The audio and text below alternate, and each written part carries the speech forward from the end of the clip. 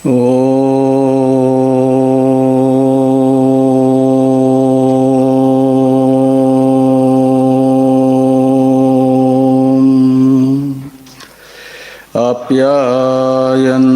ममाङ्गानि वाक्प्राणश्चक्षुः श्रोत्रमथो बलमिन्द्रियाणि च सर्वाणि सर्वं ब्रह्मोपनिषदं माहं ब्रह्म निराकुर्याम् मा ब्रह्म निराकरोद निराकरणमस्तु अनिराकरणं मे अस्तु तदात्मनि निरते य उपनिषत्सु धर्मा ते मयि सन्तु ओम शांति शांति शांति ही शंकरं शंकराचार्यं केशवं बादरायणं सूत्रभाष्य कृतौ वंदे भगवन्तौ पुनः पुनः ईश्वरो गुरुरात्मेति मूर्तिभेद विभागिने व्योमवद्व्याप्तदेहाय दक्षिणामूर्तये नमः।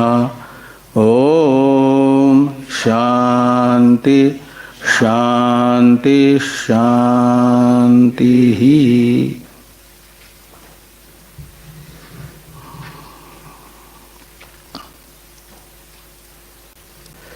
सामवेदीय तलवकार शाखा के ब्राह्मण भाग के नवमाध्यात्मक केनोपनिषद के द्वितीय मंत्र की चर्चा हम लोग कर रहे हैं। प्रथम मंत्र के द्वारा उत्तम अधिकारी के प्रश्न जो प्रश्न हुआ उसका उत्तर द्वितीय मंत्र के द्वारा दिया जा रहा है। श्रोत्रस्य श्रोत्रम मनसो मनोयत इत्यादि से। प्रश्न था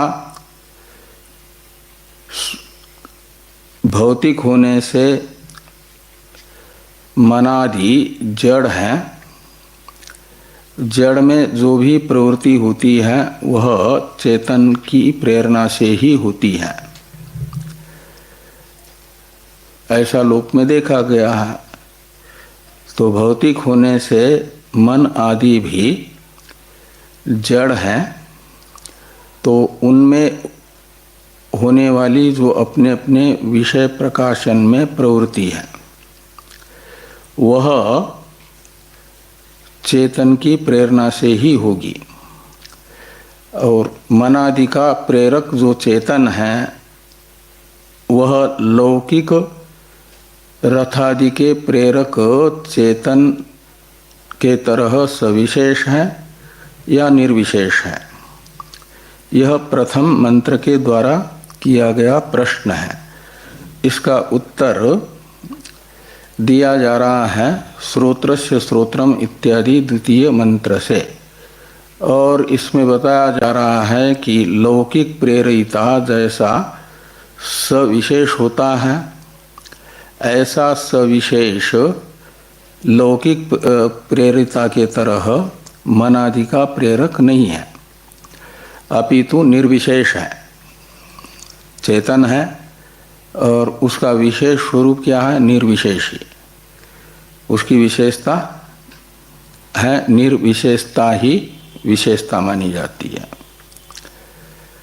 और फिर वो निर्विशेष रहता हुआ भी कैसे प्रवर्तक हो पाएगा बिना किसी विक्रिया रूप प्रेरणा के? तो इसके लिए दृष्टांत बताया गया, जैसे चकोर पक्षी की आँखें निर्विशेष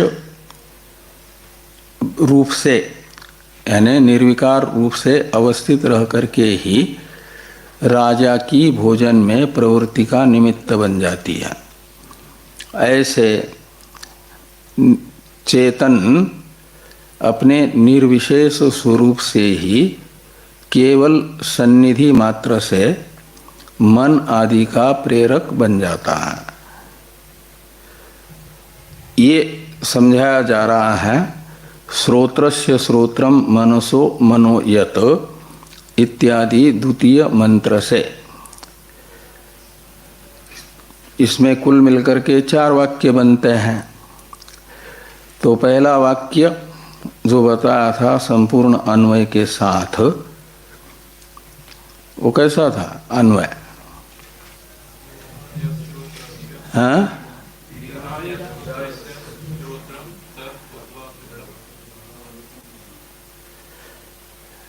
ये सब आध्यात्मिक पद वगैरह सब करके अन्वय इतना ही है। और यहाँ पर भी प्रयुक्त जो अतिमुच्य, अस्मात् लोकात् प्रेत्य इत्यादि सबका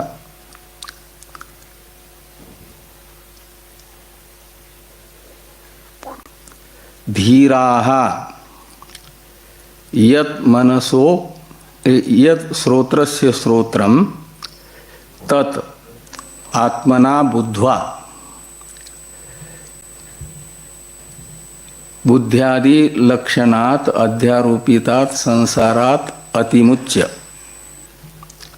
अतिमुच्य के कर्म के रूप में बुद्ध्यादि संसारात्, ऐसा पद अध्यारित करना है। और फिर अस्मात् लोकात् प्रेत्य अमृता भवन्ति, ये वाक्य था ना पूरा। और इसका हिंदी अर्थ क्या था? धीर यानी विवेकी, श्रोत्र को यानी श्रोत्र इंद्रिय को अपने विषय शब्द प्रकाशन में स्वसन्निधि मात्र से प्रवृत्त करने वाला जो चेतन है, वह उसे मैं के रूप में जानकर बुद्ध्यादि रूप अध्यारोपित संसार से तादात्म्य अभिमान रूप अध्यास को छोड़कर अतिमुच्य। और फिर अस्मात् लोकात् प्रेत्य, इसमें लोक शब्द का अर्थ क्या बताया था? शरीर। तो इस शरीर से प्रारब्ध समाप्त होने पर प्रेत्य यानी प्रकर्षण गत्वा का मतलब शरीर छूटने पर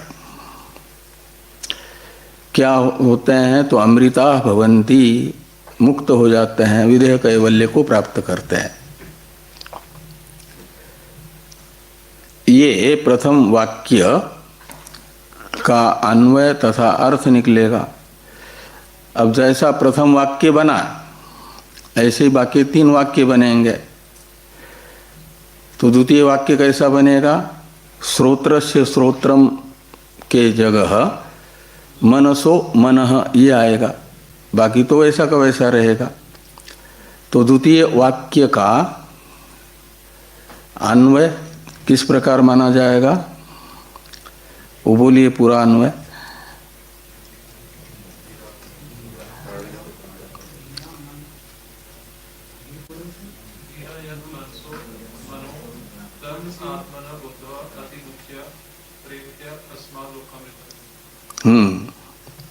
धीराः मनसो यत् मनसो मनः तत् आत्मना बुद्ध्वा बुद्ध्यादि लक्षणात् संसारात् अतिमुच्य। अतिमुच्य के पहले बुद्ध्यादि संसारात् ये छूट गया था। और अस्मात् लोकात् प्रेत्य अमृता भवन्ति, हिंदी अर्थ क्या निकलेगा?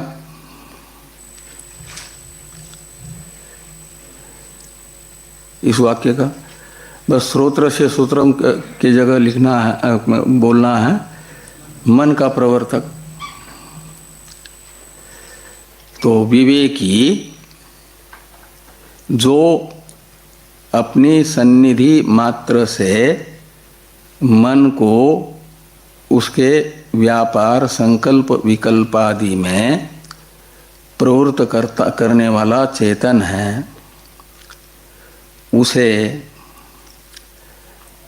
आत्म रूप से अनुभव करके, उसका आत्म रूप से अनुभव करके अध्यारोपित बुद्धियादि रूप संसार से मुक्त होकर के, संसार बंधन को छोड़ करके, फिर यानी अध्यास का बाध करके, ये अतिमुच्य का अर्थ निकलेगा।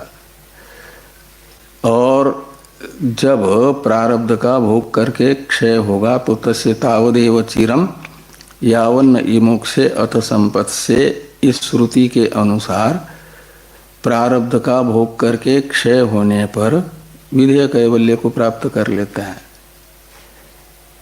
ये अस्मात् लोकात् प्रेत्य अमृता भवन्ति से बताया गया। तीसरा वाक्य कैसे बनेगा? धीराः, तो वाक शब्द स्त्रीलिंग है, श्रोत्रम और मनः तो नपुंसक लिंग था, इसलिए यत शब्द का प्रयोग हुआ था। अब उस यत शब्द को वाक शब्द का परामर्शक होने के कारण तीसरे वाक्य में स्त्रीलिंग प्रयोग करना पड़ेगा ना। तो यत का प्रथमा का एक वचन बन जाता है या, इसलिए इतना तो परिवर्तन करना पड़ेगा अपनी बुद्धि से।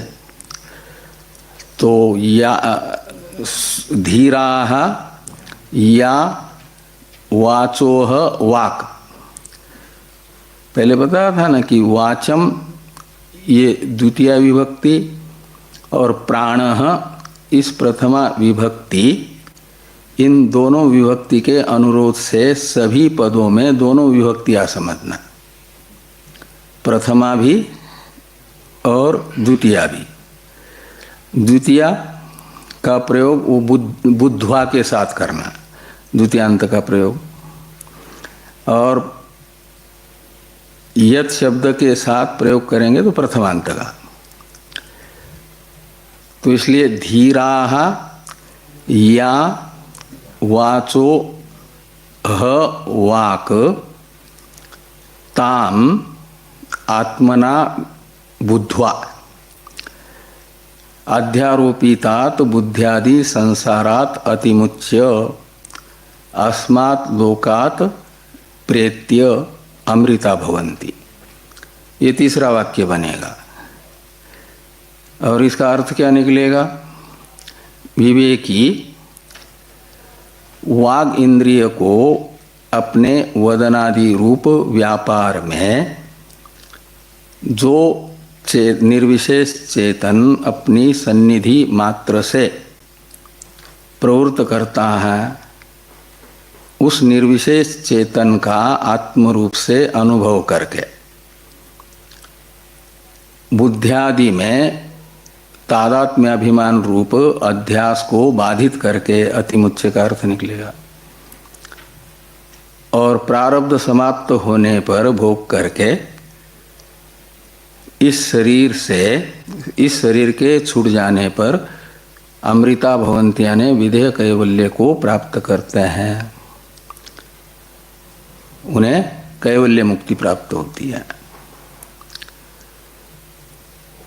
ये तीसरे वाक्य का अर्थ निकलेगा। खाली अर्थ तो सभी वाक्यों का एक ही है, खाली सूक्ष्म शरीर अंतःपाती तत्त जो तत्व है वो बदलता जा रहा है।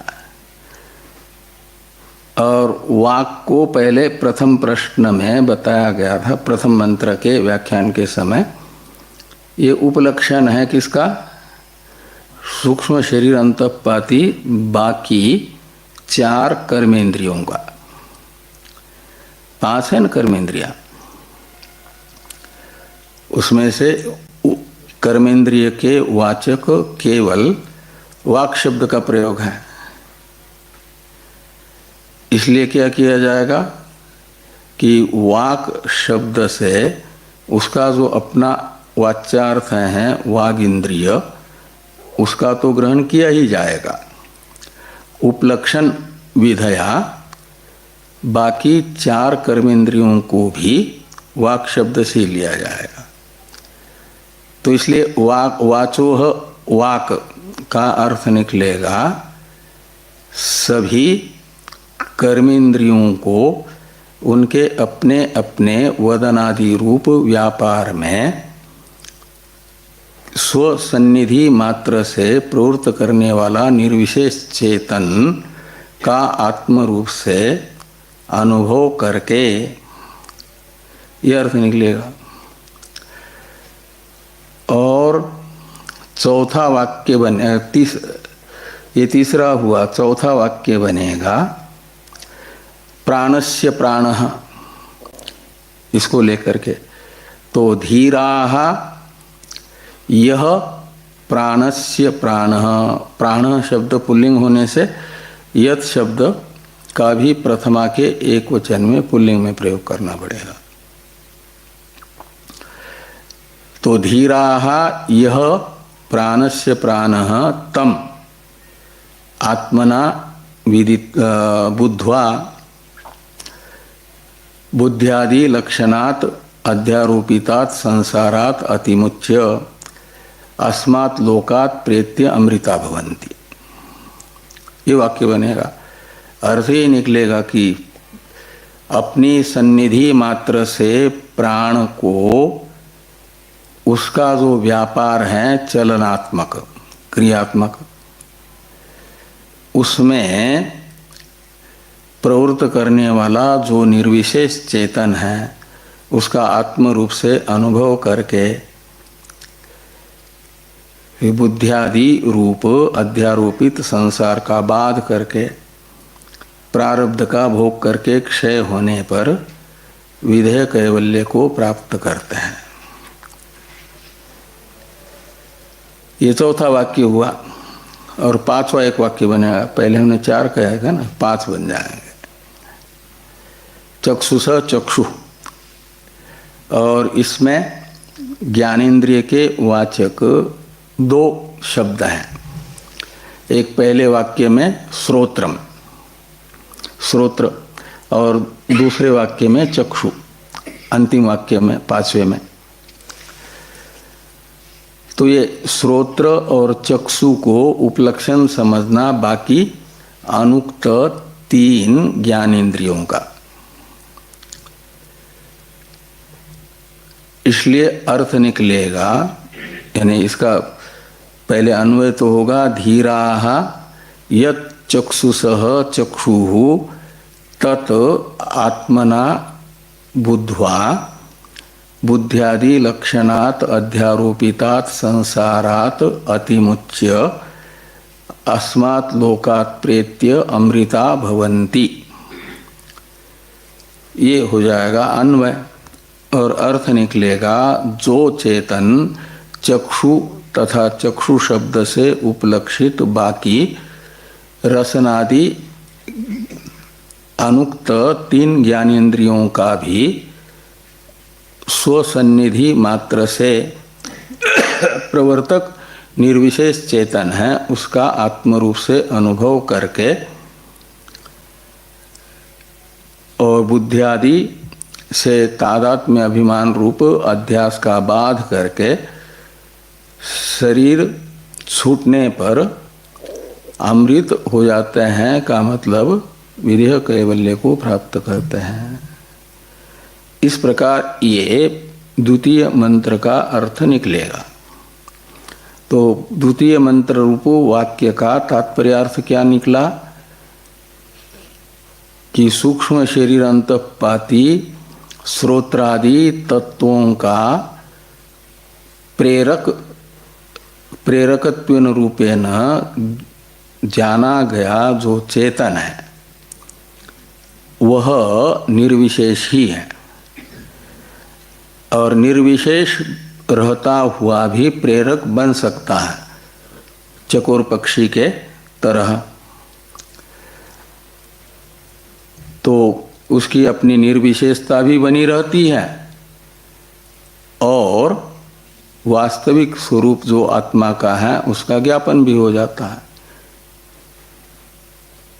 तो जो शब्दातीत है, ये तो वाचो निवर्तन्ते अप्राप्य मनसा सह श्रुति कहती है, जो शब्द तथा मन का विषय नहीं है, यानी शब्द शक्ति का विषय अर्थात शक्यार्थ नहीं है।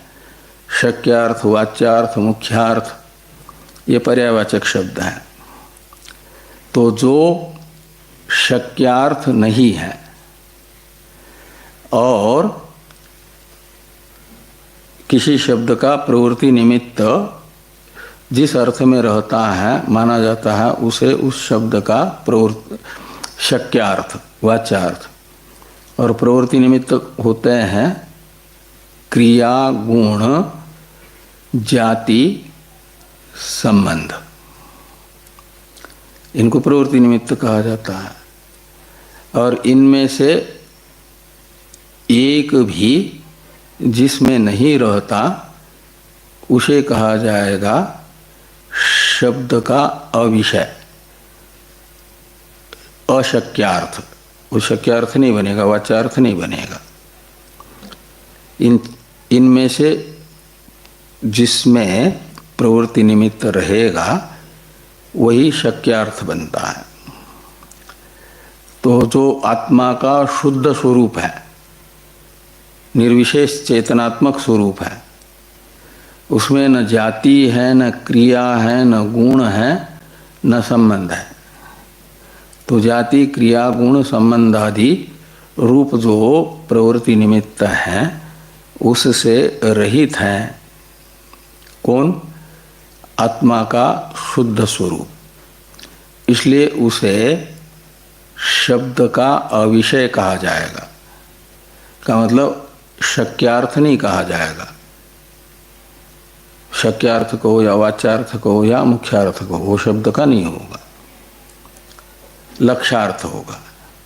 तो शक्ति शब्द का अपने अर्थ के साथ दो प्रकार का संबंध बनता है। एक शक्ति रूप संबंध और दूसरा लक्षणारूप संबंध।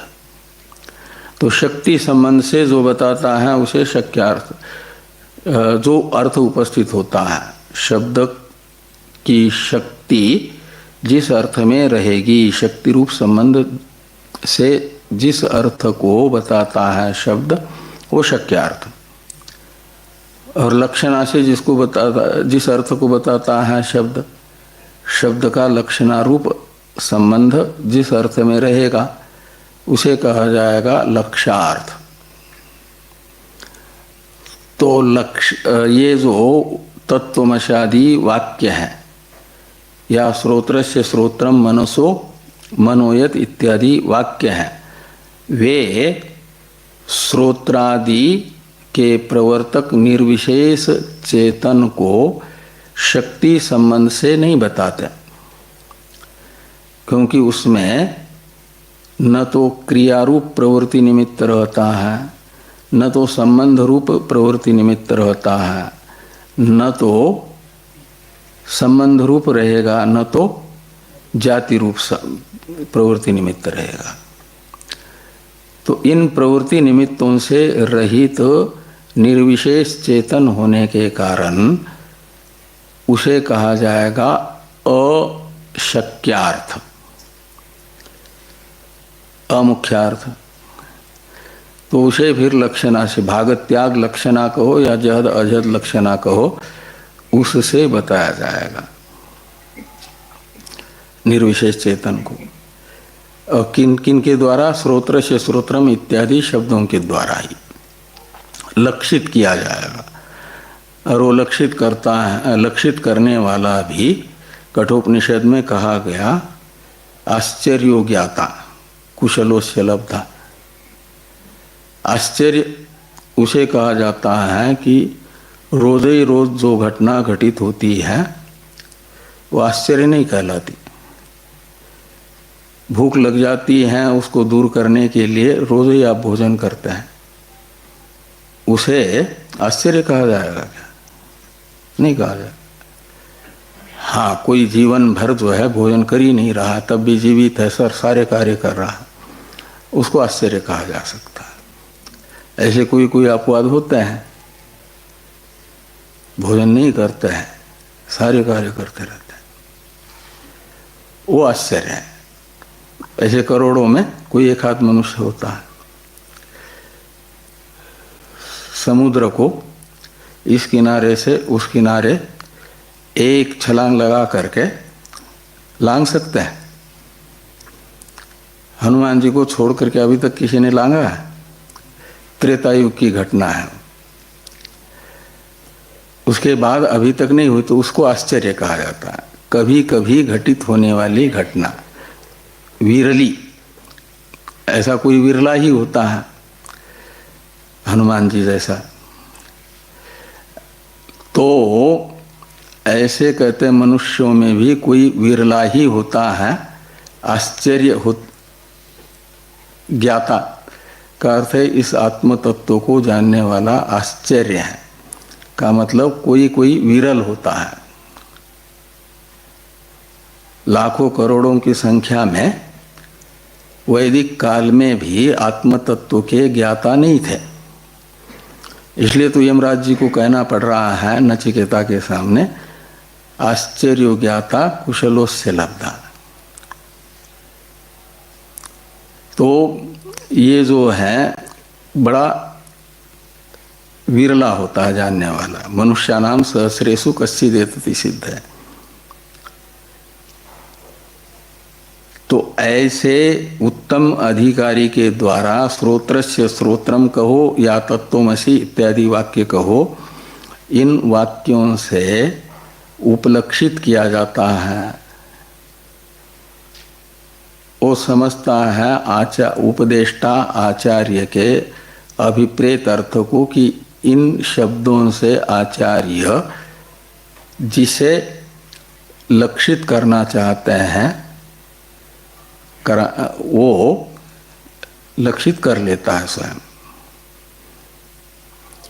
उसके लिए अर्हता की जरूरत होती है, योग्यता की जरूरत होती है, और वो योग्य अधिकारी जान लेता है और मुक्त हो जाता है। ये यहाँ पर बताया गया। ये जो द्वितीय मंत्र है इसका इसी प्रकार का अर्थ भगवान भाष्यकार कर रहे हैं। इसे देखिए,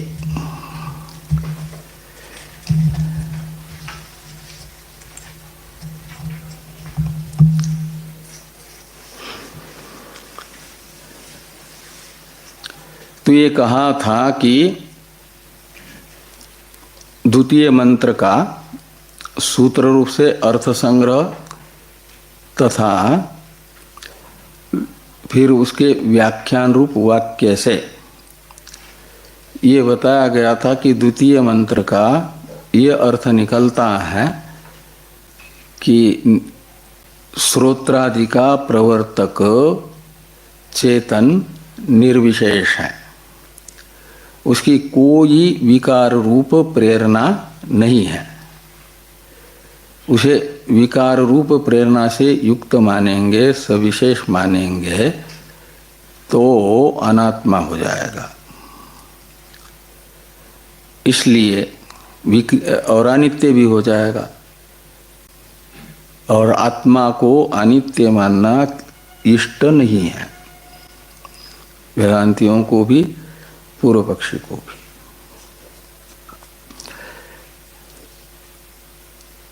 तो कहा ये श्रोत्रादि का प्रवर्तक निर्विशेष चेतन ही है।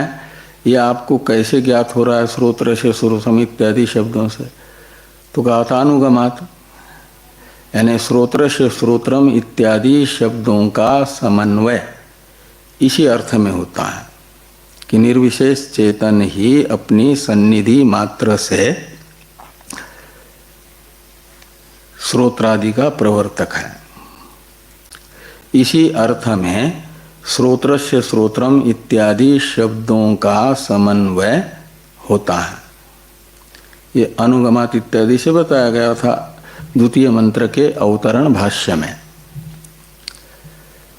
अब इन शब्दों का समन्वय कैसे निर्विशेष चेतन में होता है, ये पूछा गया था कथम इस शब्द से, यानी कैसे निर्विशेष चेतन ही श्रोत्रादि का प्रवर्तक हैं, ये आपको इन शब्दों से ज्ञात हो रहा है।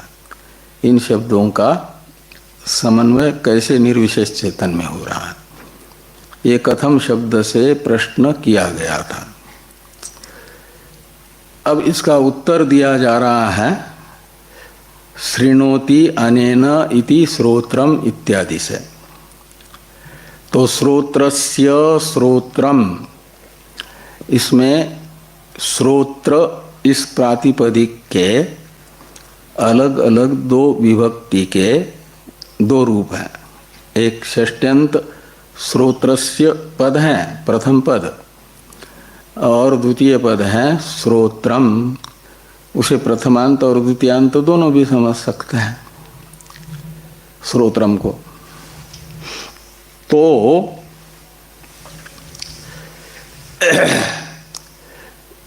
शृणोति अनेन, ये जो व्युत्पत्ति है ये है षष्ट्यंत जो प्रथम पद है। पाठक्रम के अनुसार भगवान भाष्यकार व्याख्या कर रहे हैं। तो श्रोत्रस्य ये प्रथम पद है,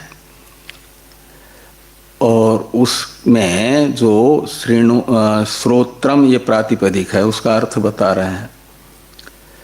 श्री धातु है, श्रु श्रवणे धातु है, और उस श्रु श्रवणे धातु से स्ट्रन प्रत्यय करण अर्थ में करने पर श्रोत्रम ये बन जाता है। उसका षष्ठी का एकवचन श्रोत्रस्य है। ऐसा यहाँ पर विग्रह वाक्य के द्वारा बताया जा रहा है। व्याख्यान का जो तृतीय कृत्य है क्या है? विग्रह। प्रथम कृत्य होता है पदच्छेद, द्वितीय होता है पदार्थोक्ति, और तृतीय है विग्रह। विग्रह किसका होता है? विग्रह किसको कहते हैं? किसको कहते हैं विग्रह?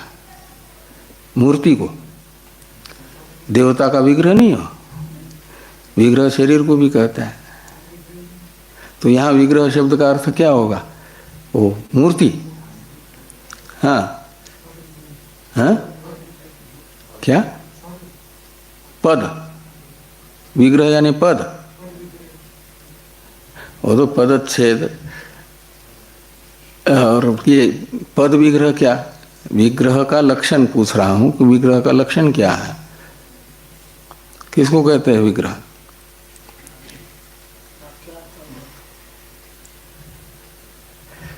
वृत्त्यर्थोबोधकम वाक्यम विग्रह, ये कई बार लिखा था, शायद पहले भी किसी ने लिखा था। ये लघु सिद्धांत कौमुदी में लिखा हुआ है ना, शुरू में समास में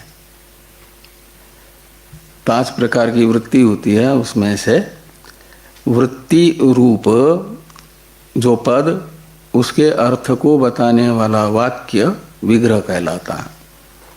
वृत्त्यर्थोबोधकम वाक्यम विग्रह, ये विग्रह का लक्षण है। तो श्रोत्रस्य ये जो षष्ट्यंत पद है ये वृत्त्यात्मक है। इसमें क्या वृत्ति है? 5 प्रकार की वृत्ति में से तद्धित वृत्ति नहीं, कृत वृत्ति।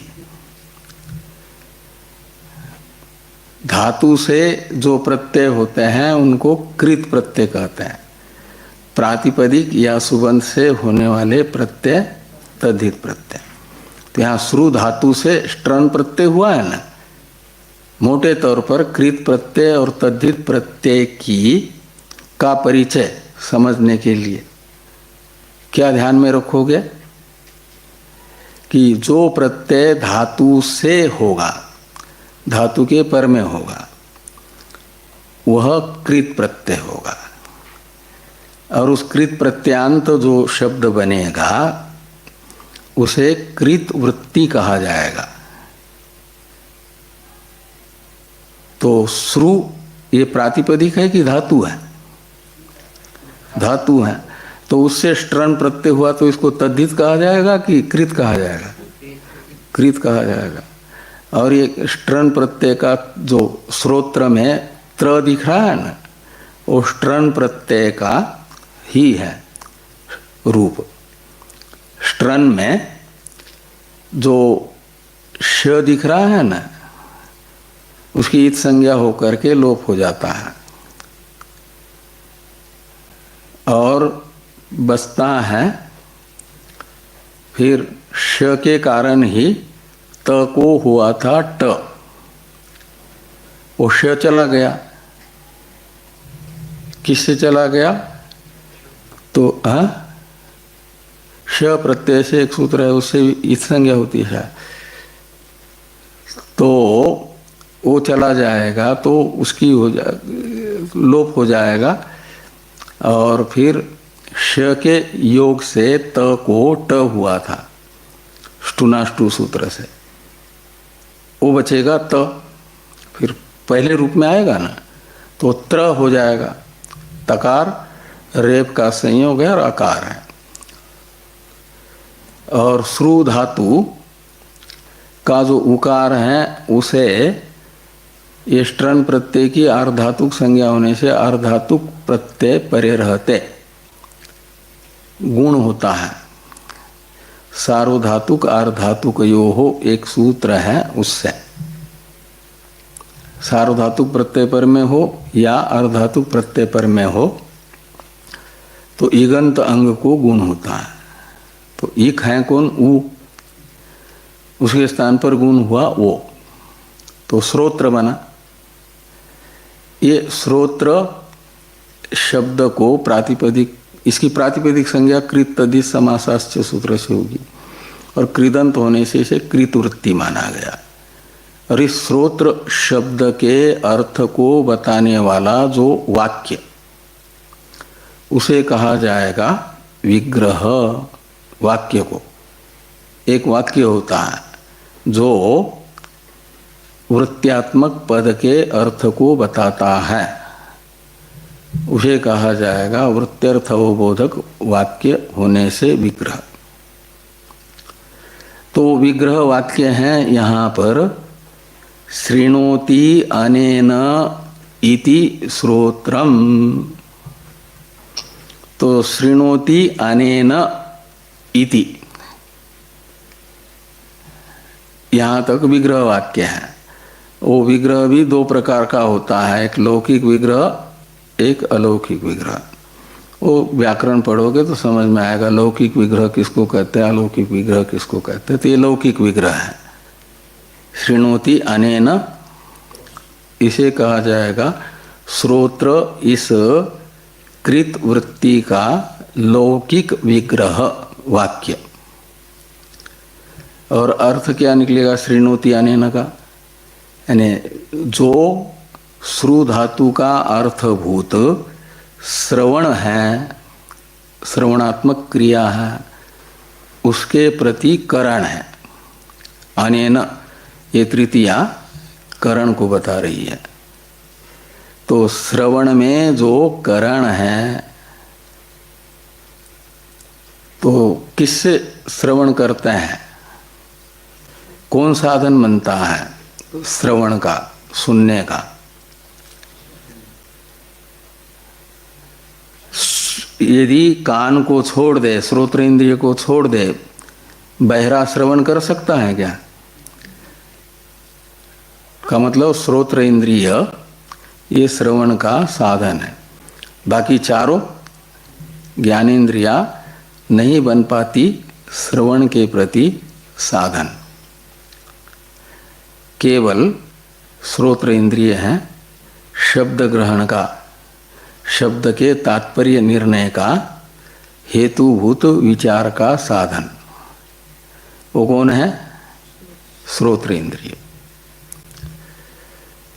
तो इस प्रकार ये श्रोत्रस्य, ये जो षष्ट्यंत है, पहले उसका विग्रह बता दिया यहाँ तक कि शृणोति अनेन इति श्रोत्रम, और फिर वाक्य में जिस विभक्त्यंत का प्रयोग होगा उस विभक्त्यंत को दिखाने के लिए तस्य या तस्मात् या तस्मै ऐसा प्रयोग किया जाता है। तो यहाँ षष्ठ्यंत होने से तस्य, चतुर्थ्यंत होता तो तस्मै, पंचम्यंत होता तो तस्मात्, ऐसा प्रयोग किया जाता। तो तस्य से क्या समझोगे? श्रोत्रस्य, उस पद को, मूल में जो प्रथम पद है। अब प्रथमांत जो दूसरा श्रोत्रम शब्द है ना, उसका अर्थ कर रहे हैं शब्दावभाषक, ये उसका अर्थ किया। और उसमें रहने वाला एक धर्म रहेगा शब्दावभाषकत्व। ये प्रथम का नहीं, उसी का अर्थ कर रहे हैं। तो तस्य यानी ये षष्ट्यंत श्रोत्र शब्द का अर्थभूत जो श्रोत्र इंद्रिय है, उस श्रोत्र इंद्रिय में जो श्रोत्रत्व है, श्रोत्र है, श्रोत्र इंद्रिय, तो उसमें एक धर्म रहेगा श्रोत्रत्व। घट में जैसे घटत्व, श्रोत्र इंद्रिय में श्रोत्रत्व। तो श्रोत्र इंद्रिय में श्रोत्रत्व क्या है? तो श्रोत्रत्व का अर्थ करते हैं शब्दावभाषकत्वम, श्रोत्र इंद्रिय में रहने वाला जो शब्दावभाषकत्व धर्म है। अवभाषक कहते हैं प्रकाशक को, अवभाषकत्व का अर्थ निकलेगा प्रकाशकत्व। श्रोत्र इंद्रिय क्या करता है? तो शब्द को प्रकाशित करता है। शब्द को प्रकाशित करने वाले को कहा जाएगा शब्दावभाषक। उसमें एक धर्म रहेगा शब्दावभाषकत्व। तो तस्य यानी श्रोत्रस्य शब्दावभाषकत्वम, शब्द श्रोत्र इंद्रिय में जो शब्द प्रकाशकत्व है, उसका निमित्त कौन होगा? वो होगा ये निर्विशेष चेतन आत्मा, क्योंकि उसमें जैसे जल में स्वतः है शीतलत्व, और अग्नि के सन्निधि से, अग्नि के संपर्क से उसमें दाहकत्व भी आ जाता है। तो दाहकत्व धर्म है अग्नि का, और वह स्वभावतः शीतल जल में यदि दाहकत्व दिखता है, अनुभव में आता है, तो माना जाएगा वह उसका अपना धर्म नहीं है। स्वतः जिसका दाहकत्व धर्म है अग्नि का, उसके संपर्क से इसमें दाहकत्व आया जल में। इसलिए जल को भी दाहक कहा गया। वो जल में दाहकत्व औपचारिक है, गौण है, मुख्य नहीं, और स्वभावतः यानी मुख्य रूप से रहेगा अग्नि में। ऐसे ही कहेंगे कि शब्द को किसने प्रकाशित किया? तो सीधा कहते कान ने, यानी श्रोत्र ने। तो श्रोत्र इंद्रिय तो जड़ है, और जड़ में शब्दावभाषकत्व कैसे होगा? जैसे जड़ पत्थर किसी को प्रकाशित नहीं कर सकता, किसी का ज्ञान नहीं करा सकता, न कर सकता, स्वयं जान नहीं सकता न पत्थर किसी को।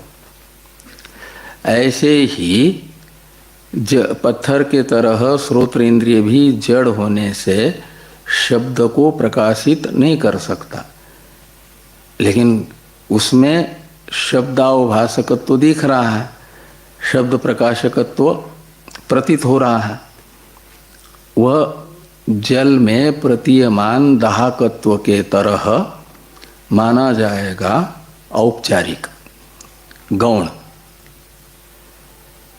और मुख्य किस में होगा फिर? मुख्य होगा उसके यानी जड़ में अवभाषकत्व तो होता नहीं तो चेतन में, और चेतन कितने हैं? एक ही है, वो है आत्मा। तो मुख्य रूप से अवभाषकत्व तो रहेगा जल आत्मा में, चेतन में, और गौण रूप से शब्द में प्रतीत होगा। तो शब्द में, श्रोत्र में प्रतीयमान शब्दावभाषकत्व जिस चेतन आत्मा के निमित्त से है, सन्निधि से है, वह चेतन आत्मा श्रोत्रम इस प्रथमांत शब्द से लेना है। स्वसन्निधि मात्र से शब्द में क्या श्रोत्र में शब्दावभाषकत्व प्रदायक जो चेतन, वो श्रोत्रम इस प्रथमांत पद का अर्थ निकलेगा। उसे आगे कह रहे हैं कि शब्दोपलब्धि रूपतया अवभाषकत्वम न स्वतः श्रोत्रस्य अचिद्रूपत्वात् आत्मनश्च चिद्रूपत्वात् इत्यादि से। तो हम लोग यथा क्षत्रस्य क्षत्रम यथा वा उदकस्य औष्ण्यम अग्नि निमित्तम इति दग्धुरपि उदकस्य दग्धा अग्नि उच्यते इत्यादि की व्याख्या कर चुके हैं। यहाँ तक, कहाँ तक कि यत्र तु नित्यम उपलब्धित्वम अग्नौ इव औष्ण्यम, इस पंक्ति के पूर्व तक उदकस्य इव दग्धृत्वम अनित्यम ही तत्र तत्, यहाँ तक की चर्चा हो चुकी है।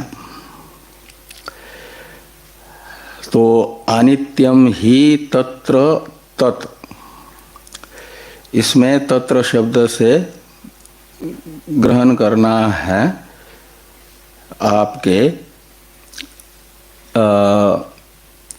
प्रमाता को, और प्रमाता है उपाधि प्रधान, इसलिए प्रमाता की जो उपाधि है श्रोत्र, शब्द प्रमा के प्रति प्रमाता जो होगा उसे श्रोता कहा जाएगा। और श्रोता रूप जो श्रोत्र हैं, श्रोत्र इंद्रिय, उसमें जो श्रोतृत्व है यानी शब्दोपलब्धित्व है, इसी को कहा जाएगा शब्द उपलब्धि या शब्दोपलब्धित्व या शब्द ज्ञान। और ये जो शब्द का ज्ञान है वो वृत्त्यात्मक ज्ञान है, वह उत्पन्न हुआ है श्रोत्र इंद्रिय और शब्द के संबंध से, शब्द का ज्ञान उत्पन्न हुआ है। तो जो उत्पन्न होता है उसे प्राग अभाव का प्रतियोगी कहा जाता है, और जो प्राग अभाव का प्रतियोगी होता है उसे अनित्य कहा जाता है। प्राग अभाव प्रतियोगित्वम अनित्यत्वम, ये अनित्य का लक्षण है। तो जो प्राग अभाव का प्रतियोगी बने वह अनित्य है। और प्राग अभाव का प्रतियोगी कौन बनता है? जो उत्पन्न होने वाला पदार्थ होता है। जो भी उत्पन्न होगा वह प्राग अभाव का प्रतियोगी होगा, जिसका जिसका जन्म होगा, और वह अनित्य होगा। तो ये शब्द तथा श्रोत्र इंद्रिय के संपर्क से शब्द ज्ञान उत्पन्न हुआ है। उत्पन्न होने के कारण उसे प्राग अभाव का प्रतियोगी माना जाएगा, और जो प्राग अभाव का प्रतियोगी होगा वह अनित्य होता है। इसलिए माना जाएगा शब्द ज्ञान रूप जो शब्दोपलब्धित्व है वह अनित्य है। किसमें? श्रोत्र में। तो इसलिए अनित्यम ही तत्र तत्, इसमें तत्र शब्द से लीजिए श्रोत्र को, और तत् से लीजिए शब्दोपलब्धित्व को, और वो शब्दोपलब्धित्व रूप उद्देश्य में विधेय है अनित्यत्व। ये बताया जा रहा है कि श्रोत्र में जो शब्दोपलब्धित्व प्रतीत हो रहा है वह अनित्य है, नित्य नहीं है। अनित्यम ही तत्र तत्, ये ध्यान में आना। तो कैसे अनित्य हैं इसे समझाने के लिए दृष्टांत बताया पूर्व में कि उदकस्य इव दग्धृत्वम। तो इव शब्द यथार्थ में है, तो इव यानी यथा, और यथा शब्द का अर्थ होता है दृष्टांत। तो जैसे कि इव का अर्थ निकलेगा कि उदक में दग्धृत्व है, वह दग्धृत्व उदक का स्वरूप न होने से, और यदि कभी दग्धृत्व उसमें प्रतीत होता है तो माना जाएगा वो अनित्य है। अग्नि के और जल के संपर्क से जल में दग्धृत्व उत्पन्न हुआ है, उत्पन्न होने के कारण वह अनित्य है, प्रागाभाव का प्रतियोगी होगा। प्रागाभाव का प्रतियोगी होने से अनित्य माना जाएगा।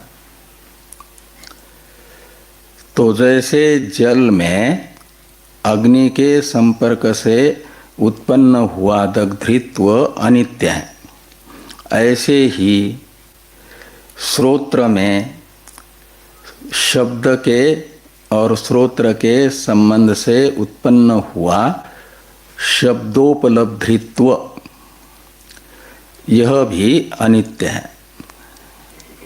यह अर्थ निकलेगा उदकस्य इव दग्धृत्वम अनित्यम ही तत्र तत्। अब फिर जैसे अग्नि में, तो दग्धृत्व अग्नि का स्वरूप होने से दग्धृत्व का ही दूसरा पर्यायवाचक शब्द है औष्ण्य। तो अग्नि का औष्ण्य स्वरूप है, औष्ण्य यानी दग्धृत्व, और ये स्वरूप होता है वस्तु का, कभी भी वस्तु से अलग नहीं होता वह वस्तु। इसलिए अग्नि में जो दग्धृत्व कहो या औष्ण्य कहो जैसे नित्य है, तो दो में दग्धृत्व दिख रहा है, जल में भी और अग्नि में भी। इनमें से जल में दग्धृत्व अनित्य है और अग्नि में दग्धृत्व नित्य है। तो इस प्रकार ये माना जाएगा दग्धृत्व दो प्रकार का। अग्नि में दग्धृत्व किसी के संपर्क से उत्पन्न नहीं हो रहा है, उसका स्वभाव है, स्वरूप है, इसलिए नित्य है। ऐसे ही ज्ञान भी दो प्रकार का होगा, एक अनित्य ज्ञान, ज्ञान यानी उपलब्धित्व, और एक नित्य ज्ञान यानी नित्य उपलब्धित्व। तो दग्धृत्व जैसे दो प्रकार का, ऐसे दार्ष्टान्त में माना जाएगा उपलब्धित्व भी दो प्रकार का, अनित्य उपलब्धित्व, नित्य उपलब्धित्व। अनित्य उपलब्धित्व कहाँ रहेगा? वो रहेगा श्रोत्रादि में, जहाँ जिसका उपलब्धित्व स्वभाव नहीं है उसमें यदि उपलब्धित्व दिखता है तो वह उपलब्धित्व माना जाएगा किसी अन्य निमित्त होने से, अन्य निमित्तक होने से अनित्य। और जिसमें किसी अन्य निमित्त से नहीं आता दग्धृत्व या उपलब्धित्व, वह माना जाएगा नित्य। तो अग्नि में किसी अन्य के निमित्त से दग्धृत्व नहीं आया, अन्य के संपर्क से नहीं आया, इसलिए वो नित्य है। ऐसे आत्मा में भी उपलब्धित्व यानी ज्ञान, ये आत्मा का स्वरूप है। ज्ञान, आत्मा यानी ब्रह्म, और साधना का लोगो क्या है? विज्ञानम आनंदम ब्रह्म। इसमें विज्ञान शब्द का क्या अर्थ है?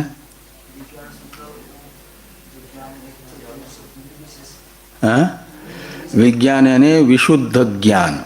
वी का अर्थ है विशुद्ध और ज्ञान का अर्थ है ज्ञान। तो विशुद्ध ज्ञान किसको कहेंगे? विषय रहित ज्ञान, निर्विशेष ज्ञान। एक वृत्त्यात्मक ज्ञान होता है, वह सविषय होता है। वह वृत्ति अलग और उसका विषय अलग। और आत्मा का स्वरूपभूत जो ज्ञान है वह केवल ज्ञान है, निर्विषय ज्ञान है, स्वयं प्रकाश है। उसके लिए विषय न हो तब भी रहता है। लेकिन ऐसा कोई वृत्त्यात्मक ज्ञान होता है जिसका कोई विषय नहीं है लेकिन वृत्ति है। ऐसा कभी ज्ञान आपके चित्त में हुआ कि नहीं हुआ? वृत्ति रूप ज्ञान जिसका कोई विषय नहीं है लेकिन चित्त में वृत्ति बनी, वृत्त्यात्मक ज्ञान हुआ। ऐसा कोई ज्ञान संसार में नहीं होता, किसी को भी नहीं होता। आपको तो क्या, किसी देवता को भी नहीं होगा। मन की देवता कौन है? तो चंद्रमा को भी ये वृत्त्यात्मक ज्ञान निर्विषय नहीं होगा। इसलिए जो वृत्त्यात्मक ज्ञान है वह सविषय ही होता है। और सविषय ज्ञान वह विषयगत अशुद्धि से अशुद्ध माना जाता है। ठीक। और जो ब्रह्म का स्वरूपभूत ज्ञान है वह निर्विषय ज्ञान है। उसका ब्रह्म के स्वरूप का विषय क्या है? हैं? ब्रह्म तो आत्मा ही है। तो आत्मा, ब्रह्म, ज्ञान, ये तो एक ही अर्थ को परिलक्षित कर रहे हैं ना। और उसका कोई विषय नहीं है, उसको निर्विषय ज्ञान कहा जाएगा। वह भासता ही रहता है, भासमान है, नित्य भासमान है। वो कभी उत्पन्न हो करके भाषित होता हो ऐसा नहीं है। निर्विषय ज्ञान वो है आपका विशुद्ध ज्ञान। वो है विज्ञानम आनंदम ब्रह्म। ये कोई किसी का बनाया हुआ वाक्य नहीं है लोगों। ये तो आपके बृहदारण्यक उपनिषद में विज्ञानम आनंदम ब्रह्म वाक्य आएगा, बृहदारण्यक उपनिषद का है, श्रुति वाक्य है। वो ब्रह्म का स्वरूप, निर्विशेष ब्रह्म का स्वरूप बताने वाला। तो निर्विशेष ब्रह्म का स्वरूप क्या है? विशुद्ध ज्ञान। विशुद्ध ज्ञान किसको कहते हैं? विषय रहित ज्ञान कहो या उपाधि रहित ज्ञान कहो, वो विशुद्ध ज्ञान है। असंग ज्ञान, वो ब्रह्म का स्वरूप है, वही ब्रह्म है, यानी वही आत्मा है। असंग ज्ञान को, विशुद्ध ज्ञान को ब्रह्म कहा जाता है, यानी आत्मा कहा जाता है। और आत्मा यानी स्वयं आत्मा, मैं। तो मैं कौन है? तो विशुद्ध ज्ञान, निर्विषय ज्ञान ही मैं है, मैं का वास्तविक स्वरूप है, मैं यानी आत्मा। और आनंद, तो आनंद शब्द से भी लेना दुख असम्मिश्रित आनंद, जिसमें दुख का कोई लेश नहीं है, संसर्ग ही नहीं है दुख का, आनंद घन है जो। तो आनंद घन शब्द जब जुड़ जाता है तो विजातीय का अत्यंत अभाव बताता है हमारा। तो आनंद का विजातीय कौन होगा? दुख। और उस दुख का अत्यंताभाव है, दुख लेश मात्र भी जहां नहीं है, दुख की गंध भी जहां नहीं है, ऐसा स्वरूप आनंद शब्द का अर्थ है। और वो स्वरूप किसका है? ब्रह्म का। तो वो विशुद्ध आनंद ही और विशुद्ध ज्ञान ही ब्रह्म है। तो ये दो स्वरूप है क्या ब्रह्म के? एक आनंद और एक विशुद्ध ज्ञान। ये दोनों कहने के लिए दो शब्द हैं, लेकिन बता रहे हैं एक ही स्वरूप को। विज्ञान शब्द बता रहा है वो जड़ नहीं है,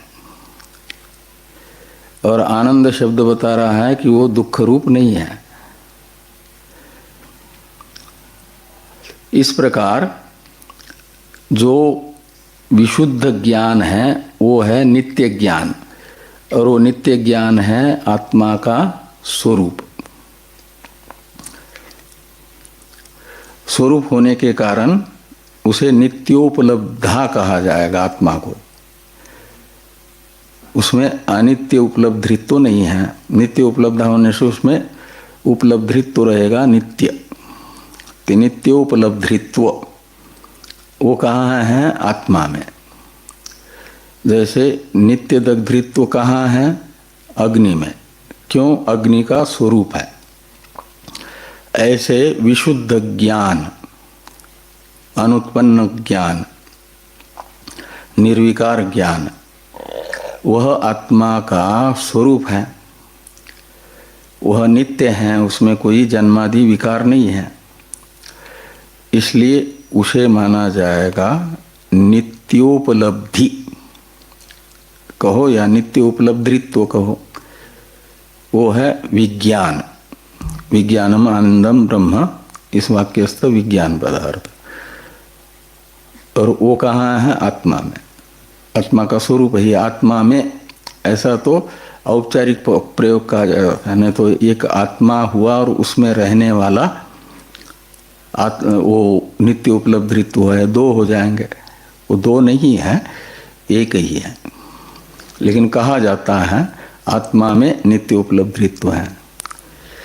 ये लोगों में वही क्यों है? दूसरे जैसे प्रज्ञानम ब्रह्म तत्त्वमसि ऐसे भी कुछ हो सकता है, वही क्यों है? तो इसलिए कि ब्रह्म परमात्मा का यानी आत्मा का वास्तविक स्वरूप बताने वाले ये शब्द हैं, इसलिए वो ही रखा। अब वो अयम आत्मा ब्रह्म को रखते तो ये भी आप पूछ सकते थे कि तत्वमसि क्यों नहीं है। तत्वमसि रखते तो पूछते अहम ब्रह्मास्मि क्यों नहीं है।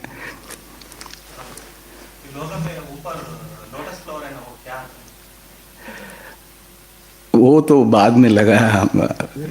वो कमल जो है वो अपने हिंदू धर्म में प्रतीक माना जाता है शुभ, और शुभ कहा गया है गीता में आत्मा को। कहाँ पर? अशुभ कहते हैं संसार को, और अशुभ से विपरीत है शुभ। तो दो ही हैं, अशुभ संसार और दूसरा शुभ मोक्ष अमृत, और उसका प्रतीक है लोटस कमल।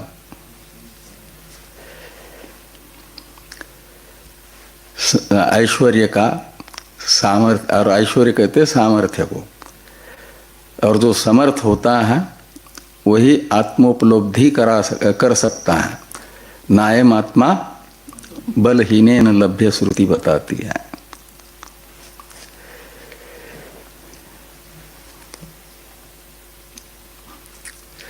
तो ये बताते हैं कि यत्र तु नित्यम उपलब्धित्वम अग्नौ इव औष्ण्यम। तो यत्र तु शब्द है वैलक्षण्य का द्योतक। तो किसका वैलक्षण्य किस में बताता है? तो यत्र शब्द से ग्राह्य जो आत्मा है, वहां तत्र शब्द से ग्रहण किया गया था किसको? श्रोत्र को, आत्मा की उपाधि को। यहाँ यत्र शब्द से ग्रहण किया जा रहा है आत्मा को। तो तत्र शब्द से ग्राह्य जो श्रोत्रादि उपाधि, उनमें रहने वाला जो शब्दोपलब्धित्वादि रूप अनित्य उपलब्धित्व, उसका वैलक्षण्य बताया जा रहा है आत्मा में रहने वाले उपलब्धित्व में। तो वैलक्षण्य क्या होगा? वैलक्षण्य यानी विलक्षणता, विलक्षणता यानी विपरीतता, विरुद्ध धर्म, विलक्षण धर्म, पृथक धर्म। तो ये जो श्रोत्रादि में तो उपलब्धित्व है, लेकिन उस उपलब्धित्व में अनित्यत्व है, और अनित्यत्व का वैलक्षण्य यानी वैपरीत्य क्या होगा? अनित्यत्व का वैपरीत्य यानी विपरीतत्व है नित्यत्व। तो यत्र यानी आत्मनि, और तू शब्द बता रहा है उपलब्धित्व का जो अनित्यत्व है उसका वैपरीत्य। श्रोत्रादि में उपलब्धित्व में अनित्यत्व है, उसका वैपरीत्य हो जाएगा नित्यत्व। तो यत्र तु नित्यम उपलब्धित्वम, तो नित्य उपलब्धित्व है। कहाँ? आत्मा में। यत्र शब्द से आत्मा को लीजिए। और ये नियम होता है कि यत् तदोर नित्य संबंध। संस्कृत में यत् शब्द और तत् शब्द ये दोनों सर्वनाम है, और यत् इस सर्वनाम से जिसका ग्रहण किया जाता है उसी अर्थ का ग्राहक होता है, ग्रहण करने वाला होता है तत् शब्द। तो इस वाक्य में यत्र शब्द से आप किसको ले रहे हैं? आत्मा को, आत्म पदार्थ को। यानी जिस पदार्थ में नित्य उपलब्धित्व रहता है उसे कहा जाएगा आत्मा। ये यहाँ पर कह रहे हैं। तो आगे इसी वाक्य में स शब्द का प्रयोग है ना, वो स शब्द तत्का ही प्रथमा का पुल्लिंग में एक वचन है ना। तो यत्र शब्द जिस अर्थ को बता रहा है उस अर्थ को स शब्द बताएगा। तो यत्र यानी आत्मनि नित्यम उपलब्धित्वम स नित्योपलब्धि स्वरूपत्वात्, उपलब्धा उच्यते, ऐसा लगाना। बीच में तो वो दृष्टांत है। कहाँ? अग्नौ इव औष्ण्यम और दग्धा इव, ये दो दृष्टांत आ रहे हैं ना। और ये एक दार्ष्टान्तिक वाक्य बनेगा, यत्र तु नित्यम उपलब्धित्वम स नित्योपलब्धि स्वरूपत्वात् उपलब्धा उच्यते। तो जिसमें नित्य उपलब्धित्व है उसे केवल उपलब्धा कहा जाएगा, उपलब्धा। और श्रोत्रादि में अनित्य उपलब्धित्व है, इसलिए उनको कहा जाएगा शब्दोपलब्धा, रूपोपलब्धा और स्पर्शोपलब्धा, रसोपलब्धा, गंधोपलब्धा, ये सब कहा जाएगा श्रोत्रादि अनात्म पदार्थों को। श्रोत्रादि भौतिक होने से अनात्मा है, उनमें भी उपलब्धित्व प्रतीत हो रहा है। वह जो स्वतः उपलब्धा स्वरूप है, नित्य उपलब्धि रूप होने से वास्तविक उपलब्धा है, जिसमें उपलब्धित्व का कभी व्यभिचार नहीं होता। तो श्रोत्रादि यदि आत्म संबंध से रहित हो जाए तो उनमें उपलब्धित्व नहीं रहेगा। जैसे जल में दग्धित्व, अग्नि का संपर्क न हो तो नहीं रहता है। अग्नि का संपर्क जब तक है तभी तक जल में दग्धित्व है। ऐसे आत्म संबंध जब तक है तब तक श्रोत्रादि में उपलब्धित्व है। और अग्नि में दग्धित्व कब तक है? वो तो हमेशा ही रहेगा, उसका वो स्वरूप ही है। तो अग्नि का दग्धित्व कभी मिटेगा नहीं। जब अग्नि है तो उसमें दग्धित्व रहेगा ही रहेगा।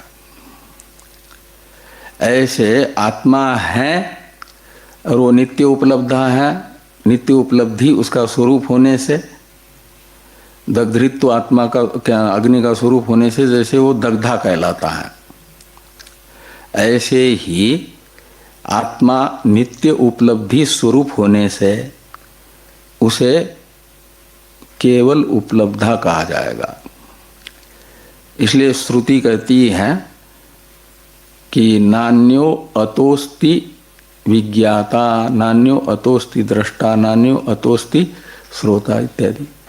तो इससे अन्य जानने वाला दूसरा कोई नहीं है। इससे यानी किससे? आत्मा से। वास्तविक उपलब्धा तो एक आत्मा ही है। इसलिए तो क्षेत्र क्षेत्र विभाग योग अध्याय में गीता ने बताया कि जैसे दिन में सारे जगत को, जगत की अलग अलग वस्तुओं को, प्रकाश्य जो जगत है वो विलक्षण विलक्षण है, अलग अलग प्रकार का है, लेकिन उन सब का प्रकाशक सूर्य वे कितने हैं? प्रकाश्य जगत तो अनेक प्रकार का है, अलग अलग है। उन सब का प्रकाशक आकाशस्थ रवि एक है, सूर्य। ये दृष्टांत बता करके दार्ष्टान्त में बताया कि वैसे ही ये जो क्षेत्रज्ञ है वो कितने हैं? क्षेत्रम क्षेत्री तथा कृत्स्नम प्रकाश यति भारत। हे भारत, ऐसा अर्जुन को संबोधित करके भगवान कह रहे हैं कि तथा, तथा यानी जैसा एक सूर्य प्रकाशक सारे विलक्षण विलक्षण संसार को प्रकाशित करता है, जगत को प्रकाशित करता है, ऐसे ही क्षेत्र तो अनेकों प्रकार का है। तो क्षेत्रम का विशेषण है कृत्स्नम, और कृत्स्नम का मतलब क्या होता है? संपूर्ण। तो कृत्स्नम क्षेत्रम का अर्थ निकलेगा संपूर्ण क्षेत्र, और उस संपूर्ण क्षेत्र का प्रकाशक वो कौन है? तो एक ही क्षेत्रज्ञ है, इसलिए क्षेत्री, क्षेत्री का मतलब क्षेत्रम अस्यास्तीति क्षेत्री। जैसे धनी, ज्ञानी, तो ज्ञानी का अर्थ क्या होता है? ज्ञान जिसको है वो ज्ञानी, धन जिसके पास है वो धनी। ऐसे क्षेत्र जिसका प्रकाश्य है उसे कहा जाएगा क्षेत्री, और क्षेत्री यानी क्षेत्रज्ञ। क्षेत्र जिसका प्रकाश्य है, तो क्षेत्र को प्रकाशित कौन करता है? क्षेत्रज्ञ, आत्मा। तो वो एक ही आत्मा सारे क्षेत्र को प्रकाशित करता है। प्रकाशित करने का अर्थ है उपलब्धा है। प्रकाशक और उपलब्धा ये पर्यायवाचक शब्द है ना। और प्रकाशकत्व और उपलब्धित्व, तो गीता प्रकाशकत्व रूप उपलब्धित्व, नित्य उपलब्धित्व किस में बता रही है? क्षेत्रज्ञ में, क्षेत्री में। और क्षेत्री यानी, क्षेत्री यानी आत्मा, क्षेत्र आत्मा शरीर है। इदम शरीरम कौन्तेय क्षेत्रमित्यभिधीयते। और तद्यो वेत्ति तमाहु क्षेत्रज्ञम तद्विदः। तो क्षेत्र को जो जानता है यानी प्रकाशित करता है वह क्षेत्रज्ञ है। और उसी क्षेत्रज्ञ को इस श्लोक में क्षेत्री शब्द से कहा है। क्षेत्र, क्षेत्रज्ञ विभाग को जानने वाले, क्षेत्र को जो जानता है उसे क्षेत्रज्ञ कहते हैं, और उसे ही इस श्लोक में क्षेत्री शब्द से कहा है। और क्षेत्री का अर्थ है उपलब्धा। तो सारे, तो ये आत्मा में उपलब्धित्व गीता भी बता रही है नित्य। क्यों?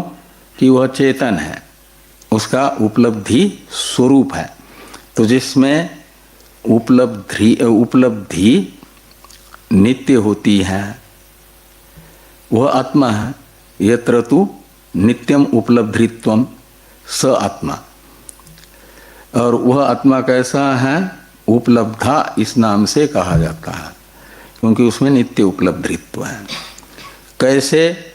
तो कहते हैं जैसे अग्नो इव औष्ण्यम, अग्नि में औष्ण्य नित्य होने से, औष्ण्य यानी दग्धृत्व, इसलिए क्या होगा कि आत्मा को, क्या अग्नि को उपलब्धा कहा जाए, क्या नाम ये कहा जाएगा? दग्धा।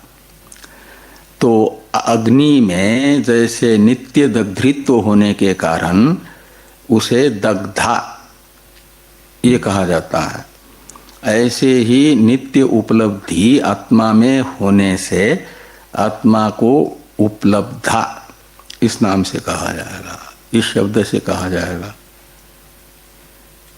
नित्य उपलब्धा है वो। और श्रोत्रादि में भी उपलब्धित्व है, लेकिन वह नित्य उपलब्धित्व नहीं है। आत्मा के संपर्क से होने से अनित्य उपलब्धित्व है, जल में दाहकत्व के तरह। ये आगे कहते हैं कि श्रोत्रादिषु श्रोतृत्वादि उपलब्धि ही अनित्या। तो श्रोत्रादि उपाधियों में जो श्रोतृत्वादि रूप उपलब्धि यानी ज्ञान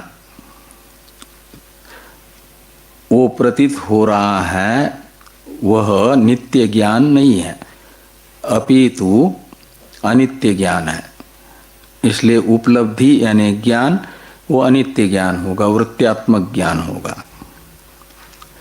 वह अग्नि के क्या नाम, अग्नि के संपर्क से जल में दग्धृत्व जैसे अनित्य है, ऐसा आत्मा के संपर्क से श्रोत्रादि में उपलब्धित्व अनित्य होगा, अनित्य उपलब्धि होगी। और नित्य उपलब्धि किसमें है? तो जैसे नित्य दग्धृत्व किसमें है? तो नित्य दग्धृत्व है अग्नि में, क्योंकि उसका वो स्वरूप है। ऐसे उपलब्धि जिसका स्वरूप होगा, उपलब्धि यानी ज्ञान, उसे कहा जाएगा नित्योपलब्धा। उसमें रहने वाली उपलब्धि नित्य मानी जाएगी।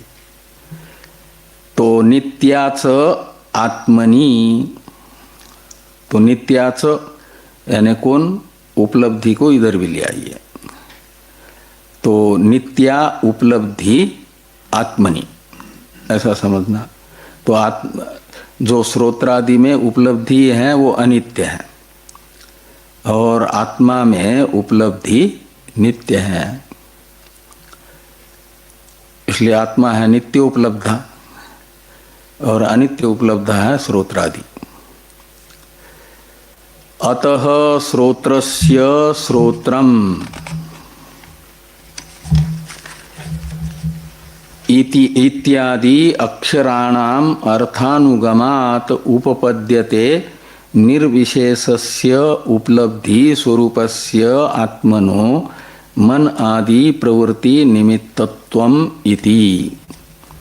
ये उपसंहार है श्रोत्रस्य श्रोत्रम इत्यादि प्रथम वाक्य के व्याख्यान का उपसंहार किया जा रहा है कि अतः यानी इसी कारण से, इसी कारण से यानी जिस कारण से श्रोत्रादि भी उपलब्धा है और आत्मा भी उपलब्धा है, लेकिन श्रोत्रादि अनित्य उपलब्धा है और आत्मा नित्य उपलब्धा है। श्रोत्रादि में अनित्य उपलब्धित्व है और आत्मा में नित्य उपलब्धित्व है। इस कारण से ये अतः शब्द का अर्थ निकलेगा। तो श्रोत्रस्य श्रोत्रम, इसमें षष्ट्यंत श्रोत्र शब्द से लिया गया अनित्य उपलब्धा को। अनित्य उपलब्धा कौन है? श्रोत्र इंद्रिय, श्रोत्र। और उसमें जो उपलब्धित्व है वह उसका स्वरूप न होने से माना जाएगा अन्य निमित्तक है। जैसे जल का दग्धृत्व स्वरूप न होने से जल में दग्धृत्व अन्य निमित्तक है। वह अन्य कौन है? अग्नि। ऐसे श्रोत्र भी उपलब्धि स्वरूप न होने से, श्रोत्र में उपलब्धित्व कहो या उपलब्धि कहो, उसका वो स्वरूप न होने से जो प्रतीत हो रही है उपलब्धि श्रोत्र में, वह मानी जाएगी अन्य निमित्तक। तो अन्य कौन होगा? वो अन्य होगा जैसे जल से अन्य अग्नि है, वह नित्य उपलब्ध दग्धा है। उस नित्य दग्धा अग्नि के संपर्क से जल में दग्धृत्व आया, वह नित्य दग्धा अग्नि निमित्तक माना गया। ऐसे अनित्य उपलब्धि जिसके संपर्क से श्रोत्र में आती है उसे कहा जाएगा नित्योपलब्धा। नित्य उपलब्धा के संपर्क से आएगी तो अन्य हो जाएगा श्रोत्र में अनित्य उपलब्धि का निमित्त भूत नित्य उपलब्धा। वो नित्य उपलब्धा है आत्मा। तो श्रोत्र से श्रोत्रम, इसमें श्रोत्रम इस पद के द्वारा बताया जाएगा श्रोत्र में अनित्य उपलब्धि के प्रति निमित्त बना हुआ जो श्रोत्र शब्द से लक्षित होने वाला नित्य उपलब्धारूप आत्मा, उसको यहाँ पर श्रोत्रम इस पद से लिया जाएगा। और उसका क्या स्वरूप है? तो नित्य उपलब्धि, यही उसका स्वरूप है। निर्विशेष चेतन ही उसका स्वरूप है, विज्ञान ही उसका स्वरूप है। ये श्रोत्र से श्रोत्रम इति यानी इस वाक्य से बताया जा रहा है। तो श्रोत्र से श्रोत्रम इति इत्यादि अक्षराणाम, तो श्रोत्र से श्रोत्रम इत्यादि वाक्य में प्रयुक्त जो शब्द हैं उनका समन्वय इसी अर्थ में हो रहा है कि नित्य उपलब्धा आत्मा के संपर्क से ही श्रोत्रादि में अनित्य उपलब्धित्व प्रतीत होता है। इसलिए श्रोत्रादि का प्रवर्तक शब्दादि प्रकाशन में प्रवर्तक जो चेतन है वह नित्योपलब्धा शब्द से परिलक्षित होने वाला चेतन आत्मा होगा। वह चेतन आत्मा मैं हूँ जो श्रोत्र से श्रोत्रम इस शब्द से कहा जा रहा है, परिलक्षित किया जा रहा है, जिसे वह मैं हूँ ऐसा अनुभव करके फिर क्या होता है? तो जो अनात्म पदार्थ है, सूक्ष्म शरीर, अंतःपाती, स्त्रोत्रादि तत्व, उनमें से आत्मबुद्धि रूप अध्यास निवृत्त होता है, बाधित होता है। वो अतिमुच्च शब्द से बताया गया। तो इस प्रकार ये कहते हैं कि श्रोत्रस्य श्रोत्रम इत्यादि अक्षराणाम अर्थानुगमात, अर्थानुगमात का अर्थ है इसी अर्थ में समन्वय होने से, इन शब्दों से यही अर्थ प्रतीत होने से, उपपद्यते निर्विशेषस्य उपलब्धि स्वरूपस्य आत्मनो मन आदि प्रवृत्ति निमित्तत्वम। तो मन आदि की जो अपने अपने विषय के प्रकाशन में प्रवृत्ति है, उस प्रवृत्ति का निमित्त निर्विशेष आत्मा में उपपन्न होता है। उपपद्यते यानी उपपन्न होता है। उपपन्न होता है का मतलब सिद्ध होता है, उचित सिद्ध होता है, निश्चित होता है। सिद्ध होता है का अर्थ है निश्चित होता है। तो उपपद्यते यानी निश्चित होता है युक्ति से। अब जैसे श्रोत्रस्य श्रोत्रम, यहाँ श्रोत्र से षष्ट्यंत से लिया गया अनात्मा उपाधि को, और श्रोत्रम शब्द से परिलक्षित हुआ उस अनात्मा श्रोत्र रूप उपाधि में अनित्य उपलब्धित्व का निमित्त भूत नित्य उपलब्धि स्वरूप आत्मा को श्रोत्रम शब्द से लिया गया। जैसे ऐसे आगे आने वाले जो चार वाक्य हैं, कौन कौन? मनसो मनोयत, वाचोह वाचम, सवु प्राणस्य प्राण, और चक्षुष चक्षु। इन वाक्यस्थ जो षष्ट्यंत पद हैं उनसे सूक्ष्म शरीर, अंतःपाती, बाकी तत्वों को लेना है। और वे भी भौतिक होने से जड़ हैं, और जड़ होने से उनमें उपलब्धित्व यदि प्रतीत होता है तो जैसे स्वभावतः अनुष्ण जल में उष्णत्व यानी दग्धित्व प्रतीत होता है, तो वह नित्य दग्धा अग्नि के संपर्क से है। ऐसे जड़ जो मनादि हैं उनमें यदि उपलब्धित्व प्रतीत हो रहा है चेतन का धर्म, तो वह जो नित्य उपलब्धा होगा उसके संपर्क से है, ऐसा समझना। बाकी 4 वाक्यों में भी षष्ट्यंत ओ मनसः इत्यादि पदों से सूक्ष्म शरीरांतपाती अनात्म पदार्थों को लेना, और प्रथमांत जो मनः इत्यादि शब्द हैं उनसे ले लेना किसको?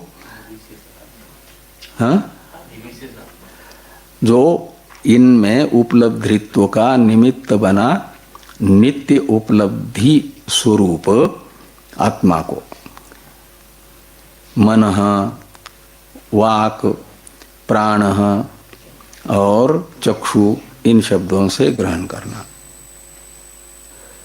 ऐसा भगवान भाष्यकार आपको बता रहे हैं। इसे अतिदेश वाक्य कहा जाता है। जैसे अतिदेश सूत्र होता है ना व्याकरण में, कौन सा अतिदेश सूत्र? किसे कहा जाता है अतिदेश सूत्र? वो सादृश्य का विधायक सूत्र।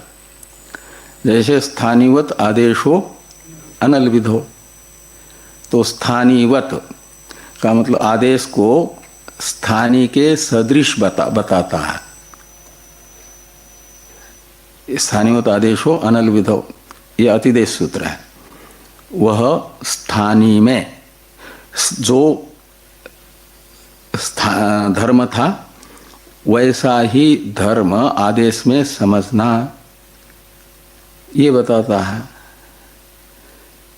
यदि कोई अर्धातुक स्थानी है तो उसे भी अर्धातुक समझना। कोई सार्वधातुक स्थानी था और उसके ऊपर कोई आदेश हुआ तो उस आदेश को भी सार्वधातुक समझना। ऐसा स्थानीवत आदेशो अनलविधो सूत्र बताता है। यदि कोई स्थानीय प्रत्यय है और उस प्रत्यय के स्थान पर कोई दूसरा आदेश हुआ तो वो आदेश तो प्रत्यय नहीं होगा ना, लेकिन स्थानीयवत आदेशो अनलविधो ये सूत्र कहेगा उसको भी प्रत्ययत्व धर्म से युक्त समझना। ये यहाँ पर कहा जा रहा है। तो इस प्रकार ये यहाँ कहा गया कि मन आदिषु एवं यथोक्तम, तो मन आदि में भी ऐसा ही ग्रहण करना। मन आदिषु से का अर्थ है मनसो मनोयत, वाचो वाचम इत्यादि वाक्य का भी अर्थ ऐसा ही समझना। इसके लिए कोई ज़रूरत अलग से उनका व्याख्यान करने की एक एक पद की नहीं है। ये अतिदेश वाक्य है। ओम पूर्णमदः पूर्णमिदम् आप्यायन्तु ममांगानि वाक्प्राणश्चक्षुः श्रोत्रमथो बलमिन्द्रियाणि च सर्वाणि सर्वं ब्रह्मोपनिषदं माहं ब्रह्म निराकुर्याम् मा ब्रह्म निराकरोद निराकरणमस्तु अनिराकरणं मे अस्तु तदात्मनि निरते य उपनिषत्सु धर्मा स्ते मयि सन्तु ते मयि सन्तु। ओम शांति शांति शांति। शंकरं केशवं सूत्रभाष्य भगवन्तौ ईश्वरो मूर्तिभेद व्योमवद्व्याप्तदेहाय दक्षिणामूर्तये नमः। ओम शांति शांति शांति।